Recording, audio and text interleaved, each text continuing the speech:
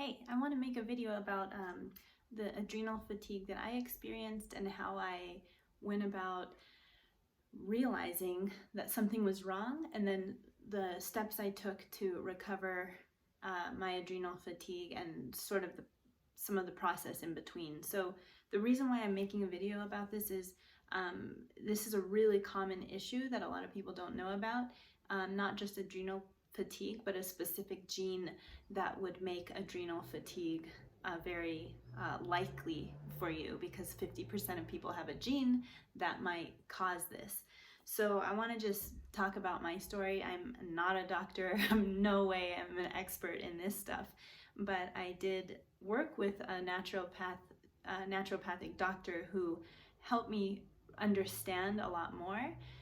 And so I'm just going to try to repeat what she told me, but I'm definitely going to speak on what I know, and hopefully you can get something from it. So what adrenal fatigue looked like for me, which is these are common symptoms, is I was really tired a lot.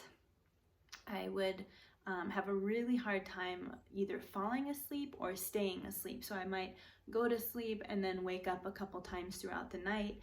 And the way I would wake up was like pure adrenaline. Like I'd be wide awake at like 2 in the morning, and it would seem like my heart was pounding, or like I was just really alert. And it almost felt like it was time for me to wake up in the morning, but it would be 1 or 2 or 3 in the morning. So that's part of what I experienced.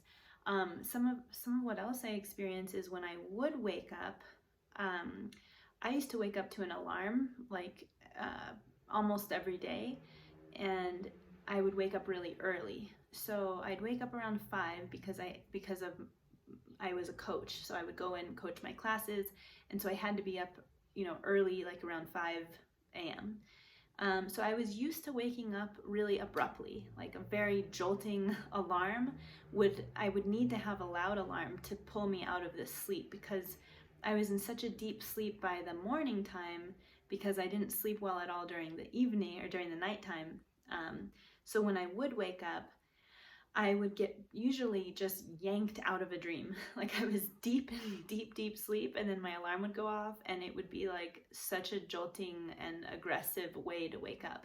And I experienced that for all of these symptoms that I've talked about so far for about maybe 5 years, 4 years, something like that. So another symptom that I had was and these symptoms got worse over time, and then it came to a point where I needed to do something about it. So I'm just going to keep talking about the symptoms. But one of them was I would have days of just total fogginess, like brain fog. Days where I just felt slower, and I felt like I couldn't think straight, and I never knew what it was. I almost didn't think anything of it. The only thing that would cross my mind sometimes is I would wish and hope that I didn't have a day like that on a day where I needed to be functioning like mentally at a higher level. So like on a day where we had meetings or I needed to think, I would just hope that I don't have one of those foggy days on that day, because I needed to get stuff done. So I really felt out of control. Like I didn't even realize that was an issue. I just thought some days I wake up and I can't think straight, and other days I can.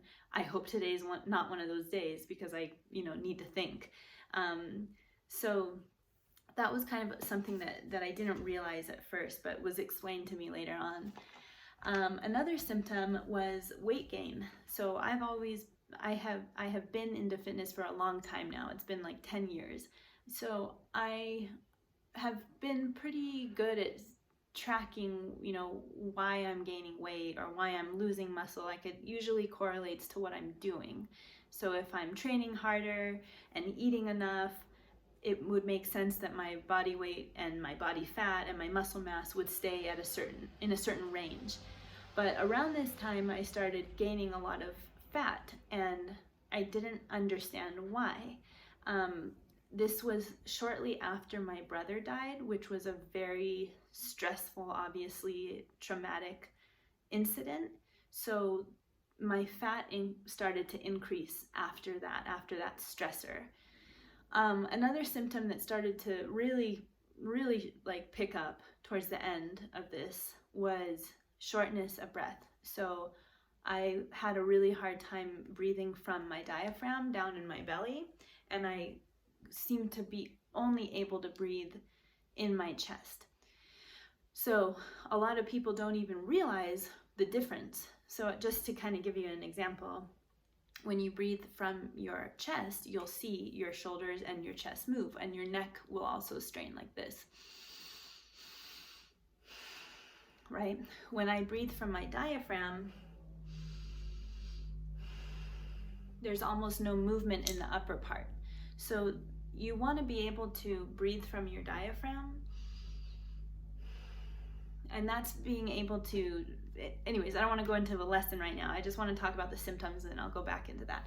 So I was aware that I couldn't breathe from my diaphragm anymore. I was only taking short breaths that were up here, and it was honestly hard to talk and breathe at the same time. Like I would get out of breath a little bit more than normal.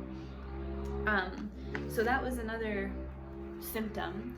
And then the final symptom that really just pushed things over the edge, and this is what made me go and find someone to look into all this for me and help me, was the amount of stress that I felt didn't match what was causing the stress. So I'll give you an example.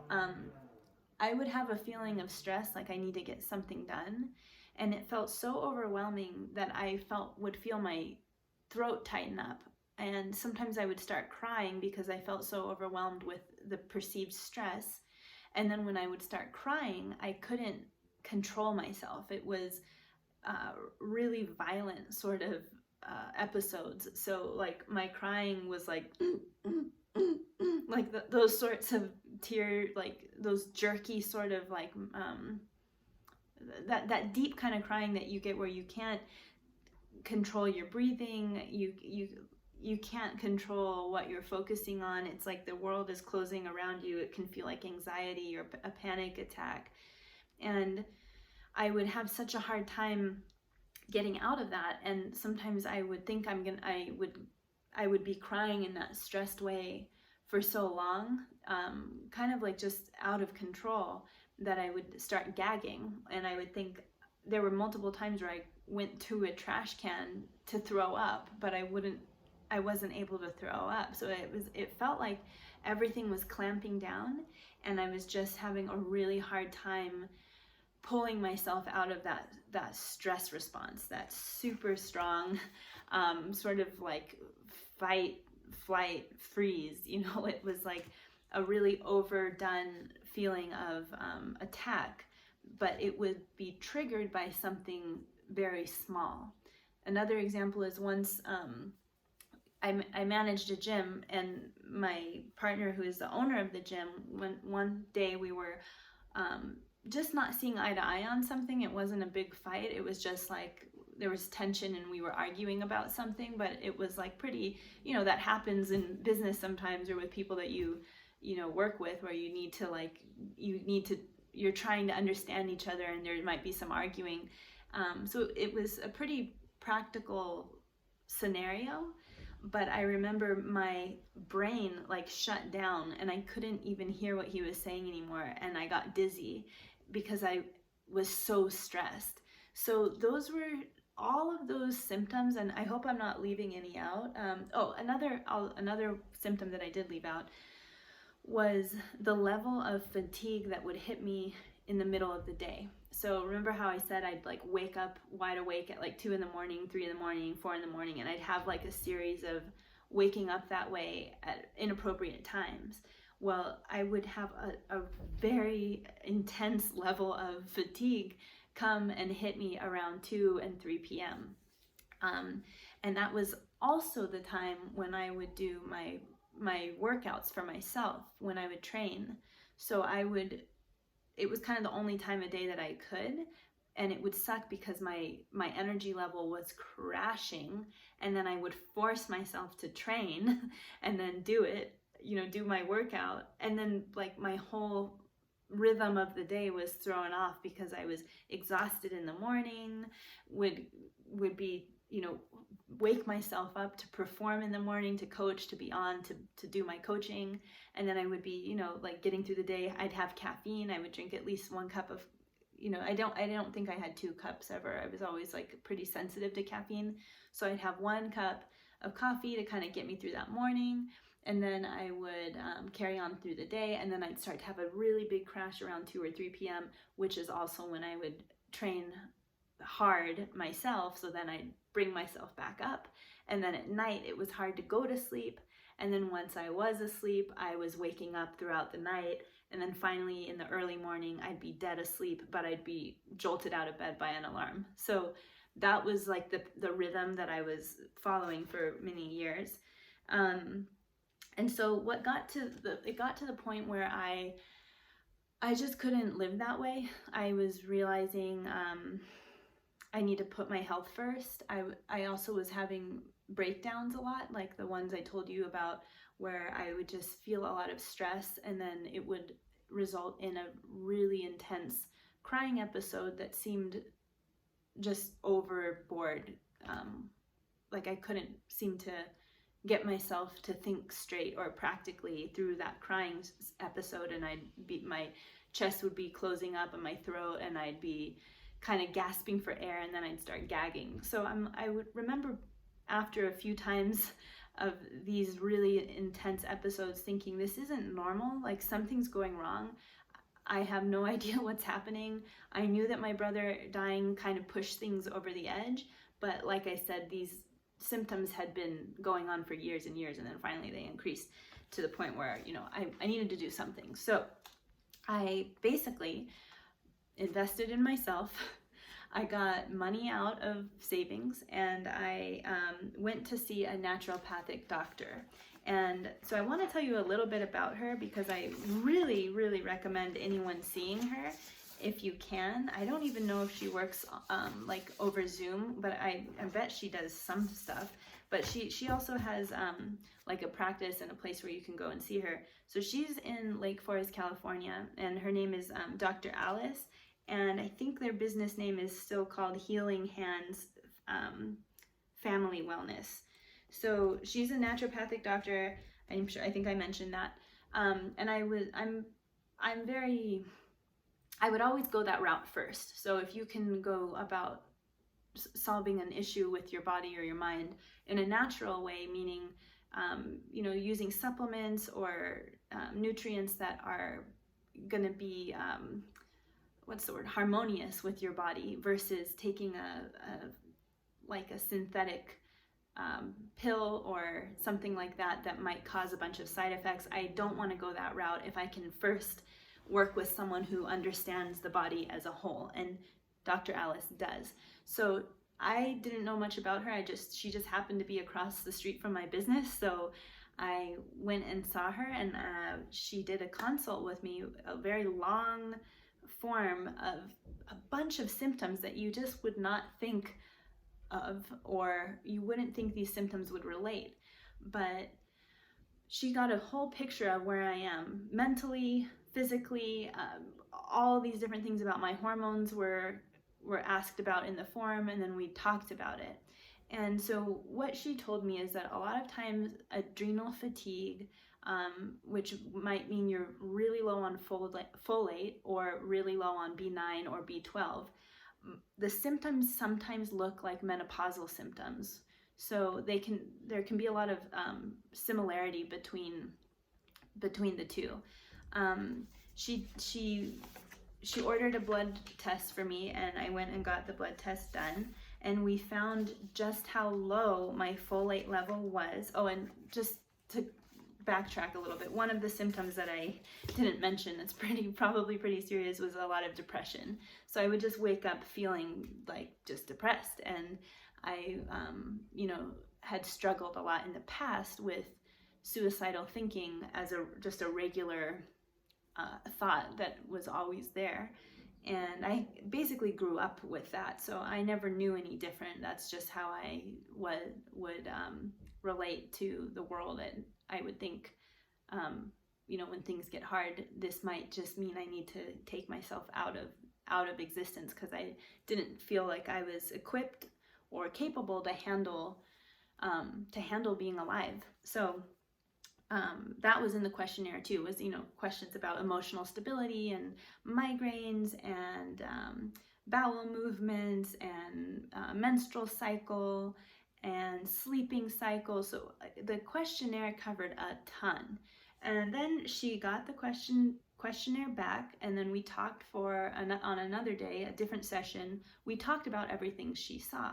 And so she explained that, this questionnaire, it covers a lot, but they're not separate things. They're related to each other, and there's an underlying factor. There's a common thread between all of these symptoms that her job as a doctor and a naturopathic doctor is to try to find the correlations and see what could be causing this. What are some of the main underlying factors here?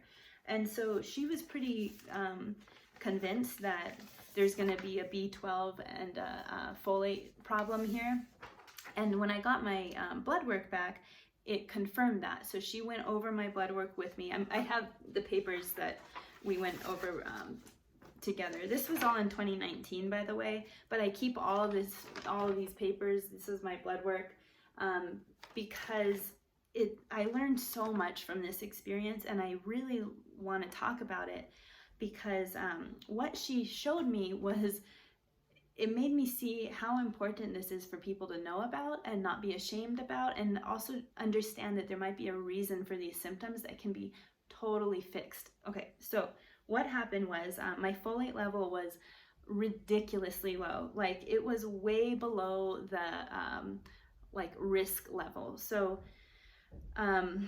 it was in the red. Basically, folate is B9, and it was so low that it made her see that I have this gene called MTHFR, and it's also jokingly called the motherfucker gene because it looks like the acronym, but it's MTHFR, which means that you don't have a receptor for folate. And this is the part that I'm trying to explain what she explained to me, but I don't come from this background, so I'm probably going to butcher the explanation. But basically, when you take in B12, your body doesn't activate it. It does nothing with it. So B12 and folate are tied together, and because your body doesn't know how to activate the B12 it gets, it depletes its own stores of B12, and then it depletes its stores of folate. And there's nothing you can do about this except taking an activated form of B12. So when people who have this gene buy the supplement of B12, their body does absolutely nothing with it because it's not active. So how you take the activated form of B12 is you would buy the type of B12 that says methyl B12 or methylated B12. A word like that indicates that the B12 has been activated for you. So then when you take it, your body actually can do something with it, and then you don't run into this problem. So so the MTHFR gene basically means that your body can't methylate B12 or folate. So basically, this little picture right here, I don't know if you can see, but you have a B12 molecule needs to combine with a methyl molecule in order for your body to be able to use the B12. And so this problem was the underlying cause for all of the symptoms that I told you. But the problem was that I was already so depleted in B12 and folate that my adrenals were already ruined or seriously damaged. They weren't ruined beyond repair, they were just seriously damaged. So they were like in the highest level of fatigue that they can go, because like I mentioned, I had been training and living that way for like 5 years plus. And I had always had a lot of stress in my life, a lot of chaos. So what Alice told me, Dr. Alice explained that someone who has that gene has a very, very finite resource of B12. And once it's depleted, your body cannot reproduce it. You need to take activated B12, methyl B12, to supplement and get around this problem. But because I wasn't doing that, I was so deeply deficient that the symptoms were like presenting themselves this way, so serious, right? So what was my point in telling you that? So the signals of B12 deficiency are the same as folate deficiency. Folate helps your nervous system, and a lot of people who have this gene might have slight nervous system issues, or might just be slower learners, and they might have had even like bone development issues at childbirth, which I thought was a really interesting fact, because I actually was born missing 2 vertebrae on my spine. It's not that my spine is shorter, it's that there's 2 or maybe even 3 spots where my spine is missing one of those bumps to protect it. So that's a bone development deficiency, which makes sense because I have that gene. So Dr. Alice explained that this gene is kind of newer. It was discovered in the 80s, but 50% of people have it. And usually if you have it, it means your mother has it. So it's passed down. So since I learned this, I have recommended methyl B12 to my mom, who used to have aches in her bones. She didn't really understand why, and deep, deep fatigue, especially after my brother, her son, died. She felt like all those symptoms were just increased. Well, it's because your body will get depleted after stress. So after a traumatic event, you're going to use more of your resources like folate and B12, and then you're really depleted. So if you don't have a gene that replenishes it, you're going to feel the symptoms increase after the trauma. So I told her about methyl B12, and her symptoms went away. So I wanted to tell you, so what Dr. Alice was saying was, you can deplete your B12 and folate stores from a one-time event. And she gave me some examples, like somebody dies, you get in a car crash, you go through finals or graduation, and it's a really stressful time, or you're going through a divorce. So really stressful, traumatic events in your life can also cause these symptoms. The difference is your body will eventually replenish them, but if you have that gene, your body will not replenish them. So it's only a matter of time that you're going to be empty. So that was my time, is I had pushed myself in training. I had lived a pretty stressful life because I didn't know how to balance myself and take care of myself in a deep way. And then my brother died, and I continued training, and it just pushed me to the point where these symptoms were too big to ignore. So the thing that Alice did for me, Dr. Alice recommended I go on glutathione IV. I think we did it once a week for 5 weeks or something like that. So glutathione helped a lot with the stress in the body, the inflammation, immune system, and all of that. So she just wanted to get me back to neutral, because I was like in the low level of everything. She wanted to just get me back to a point of like where I'm, I can't think of the word, but let's get back to neutral. So we did B12 shots, like I think it was every week. We did glutathione shots, I think it was every week, for about 5 weeks.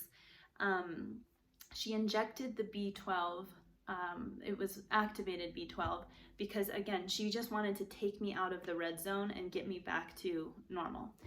On top of it, she recommended a bunch of lifestyle habits and supplements and food to help with these hormones. So the issue was really high estrogen for me, so we just needed to kind of get that regular.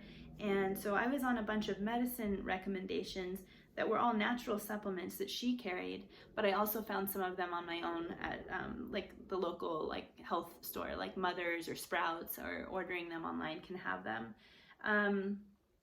She recommended a bunch of, like I said, diet and lifestyle habits to change as well. And it was a really thorough list. So all of this was included in working with her for the first time. She gave me a really specific treatment plan, which I'm holding right here, and I still refer to this all the time.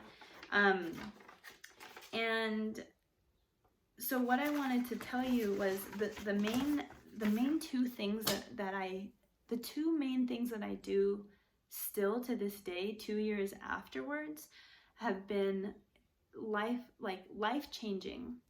And I'll tell you what's changed. So I now take methyl B12 every single day. I take a really strong dose because my body doesn't produce it, and because I work out. So I kind of need to go a little over the normal recommendation. I've played around with the different doses, and I just feel that when I train really hard, I take a little extra, and it's not a lot. So the company that I buy my methyl B12 is called Life Source. I think it's called Life Source Vitamins.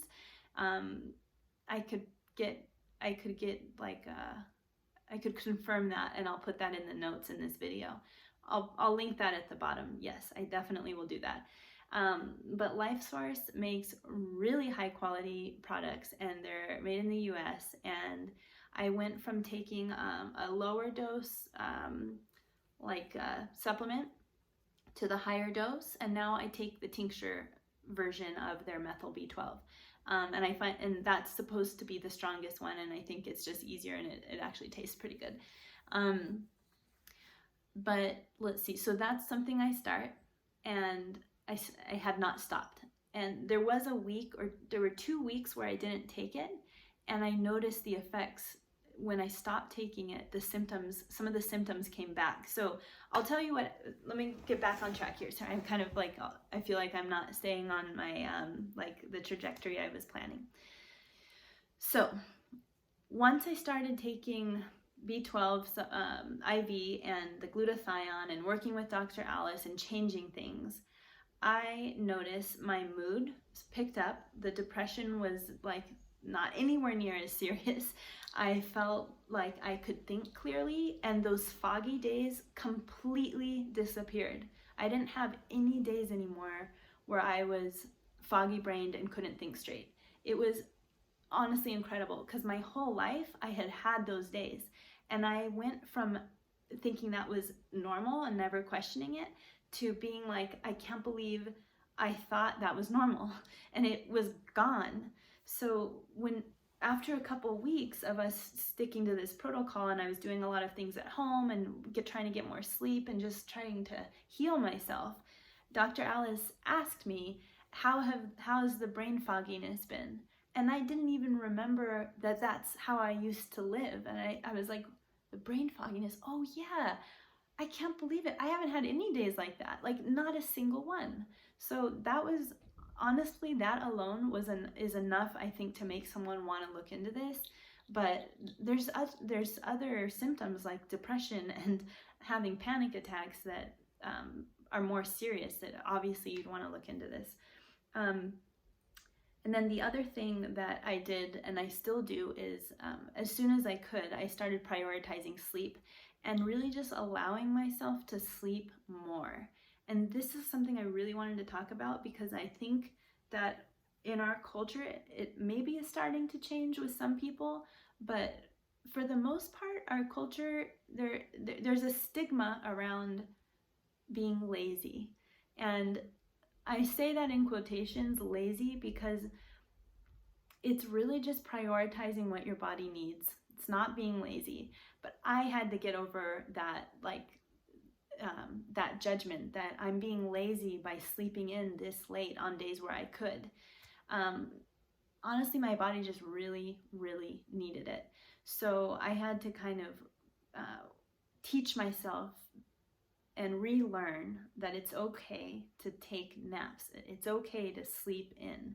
And I stopped using an alarm as soon as I could. So for a long time I was coaching, and I had to wake up at certain times to coach my classes. But when I stopped having that schedule, I stopped using an alarm, and I let my body sleep. as much as it needed. And I had days, honestly, that were, it was a little scary. But I slept sometimes 12 and 13 hours. There were days where I probably slept 14 hours. I was just so tired, and my body was so tired. And so when I finally gave it the permission and the schedule to take the rest it needed, it was such a big relief, and my body just soaked it up. I slept a lot, and that is part of adrenal recovery. That is part of healing your adrenals, is getting the sleep. So you have to prioritize sleep almost above anything else, and just know that it's not always going to be that way. You're going to get your energy back. You're not always going to want to sleep for 12, 10, 14 hours, whatever it is. But if some of my story resonates with you, and you haven't looked into this yet, you might really want to. This might be an answer for you. But sleep was a huge, huge part of it. And so to this day, I do not wake up to an alarm. Some days I need to, maybe like once a week. But honestly, my body just started waking up when it was ready. Some days it really depends on the phase too. Like there are weeks where I wake up around 6:30 naturally. I go to bed between, well, it depends. I go through phases. Sometimes I go to bed around 9, sometimes around 10, sometimes around 11. So I kind of just ride with it if I can. And I'm just lucky to have the ability to wake up when my body wants to. But so many of us work from home right now that we could do that. Or, and I know that's not possible for everyone, but there certainly are days where you probably could be a little more relaxed with your schedule and wake up a little bit later. And so I would say do that if you can. I do that every day. I wake up, lately I've been waking up at 8 in the morning, and to me that's really late, but I feel so rested and recovered that it's worth it for me. And I know that in a couple weeks I'll probably be waking up around 6:30 again. So it really just, your body has these natural rhythms, and I think it's been a really like a game changer for me to just let myself have the natural rhythms and just like be more understanding and lenient with what my body needs. Okay, so that's the majority of what I wanted to share. One more thing is, there's probably a couple more thoughts I'm gonna wrap up, but another thing is the breathing is so important. I had to relearn how to breathe through my diaphragm because I had been so stressed for so many years. It really got more intense in like the 2 years before I saw Dr. Alice. So 2018 and 2019 were the peak, and I had to kind of just take a few steps back. So one of the exercises for breathing that I really recommend is laying on your back and just waking up the diaphragm by putting your hands, like you can put them in a triangle right over your belly button, and think about breathing into that box, into that little box that little triangle shape that you put right over your belly button. So you take a little breath in and try to make it only come from your diaphragm. Try to let your shoulders relax. Try to let the muscles in your lungs kind of sink down, and breathe from your belly. Pull your belly button up and get your air that way. And if you just do that in little bits, it's not going to happen at once. Like I had to wake up those muscles because I was so like chest dominant in my breathing at the time that I had to take it in little baby steps. Little tiny inhale through my belly like that, and then exhale. And I just needed to wake that whole group up, that whole muscle group, that whole breathing like area had to be trained. And eventually, when you get those breaths, those full breaths from your belly, you feel like you get such a more satisfying breath than the one where you're like trying to breathe through your chest and you can't fully get a deep breath and sometimes you yawn. That's an indicator that you might need to start training how to breathe in your belly, through your diaphragm. And what that's doing on a nervous system level is you're training your body to go from sympathetic, which is fight, flight, response, or freeze. When you're highly stressed, you're in sympathetic mode. And by breathing into your belly, you are switching your nervous system to being more parasympathetic. So the types of breathing that you're doing, whether you're conscious of it or not, are going to fall into one of the two. I always think of it this way, if you ever want to just remember. Sympathetic, it starts with an S, and I just think of a snake striking. It's a stress response. A snake striking has an S, right? I'm trying to use alliteration so that you remember sympathetic means stress response in the nervous system in your body. So to be relaxed, to let your body feel relaxed enough to sleep, to let your body feel relaxed enough to digest food, to let your body feel relaxed enough to release fat. You want to be in parasympathetic with the P, not the S. So that's how I remember. Sympathetic is stress response. It's like a snake striking. That's fight, flight, or freeze. That's all sympathetic. We want to switch over to parasympathetic, and we do that by breathing in a different way. And that affects all these other things. Like my body started putting on a bunch of extra fat because it was in stress. It's protecting itself. It's like we're doing hard stuff. We need to protect you. You need extra resources. You need extra fat. So all of what I'm sharing it was all related.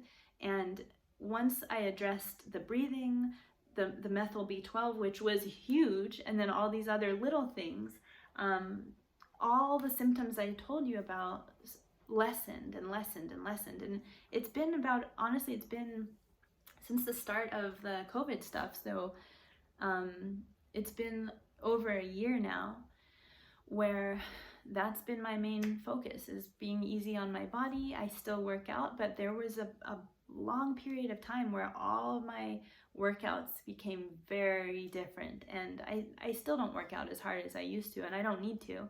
I never needed to, but I was competing, and that was my priority, was my fitness. So I would push myself hard, and that was really damaging in the long run. But our bodies are super resilient. We recover.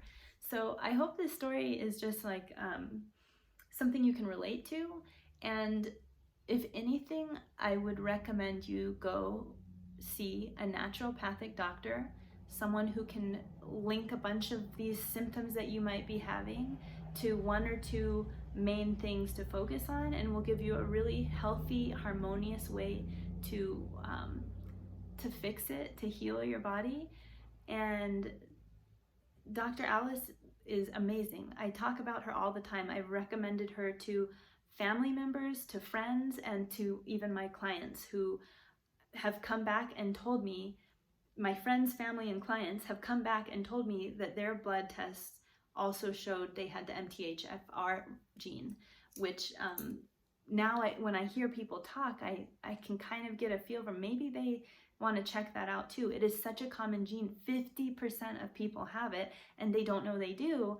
So, 50% of the population who's stressed out might have an answer, and they might be able to help themselves in such a great, huge way, especially if it's causing you to feel depressed or really question your existence. Those are some pretty big things. So I really encourage you to check out Dr. Alice if you can. I'll post some info in the bottom, in the description of this video. And if you can't see her, if she doesn't work online, I'm not sure, then at least find a local person who is a naturopath, a naturopathic doctor who can help you navigate this, because you might have the gene and then you want to know what to do about it. But I also recommend, if you're someone who takes B12, you might as well just take the activated form of it. And the methyl, if you take B12 you might as well take the methylated form, which is going to be labeled as methyl B12 or methylated B12. It has a methyl in front of it or after it. So just, if you just did that alone, you might, that's basically what my mom did. She had some pretty, she had symptoms that sounded like what I was talking about. And she didn't get her blood tested, but she went from just taking normal B12 that wasn't methylated to methylated B12, and that was enough to change those symptoms. So I recommend those two things. Working with a naturopathic doctor, it's an investment in yourself, just like any other doctor, massage or chiropractor, or fitness class. Like you're spending money on yourself because it's really important, and it will affect your quality of life. And if you can't do that, or if you're waiting to do that, then might as well take the methylated B12. And I'll link the company that I order from in the notes below. But methyl B12 is easy to find. You just go to a store like Sprouts or Mother's or Whole Foods, or you can order it online. It just needs to have methyl somewhere in the label. Okay, wanted to share that. I hope it was helpful. I'll see you around. Bye.